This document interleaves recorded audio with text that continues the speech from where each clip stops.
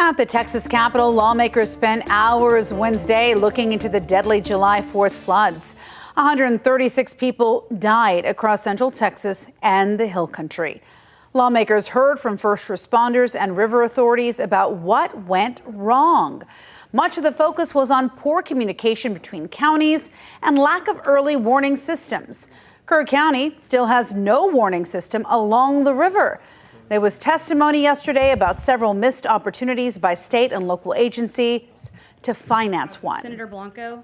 We all put in a request to the Water Development Board for 10 new gauges and $1 million upgrade as well, that you chose not to pursue after you decided that you weren't able to afford it, in the sense of, I guess, from your reserve fund and or, instead giving a lower tax rate. I find it extremely disturbing. Look into that. No local officials from the hardest hit area, Kerr County, testified on Wednesday. Lawmakers say they did not want to pull them away from their work. However, a number of them were in the audience for the hearing. We do expect to hear from them at a hearing in Kerrville next week.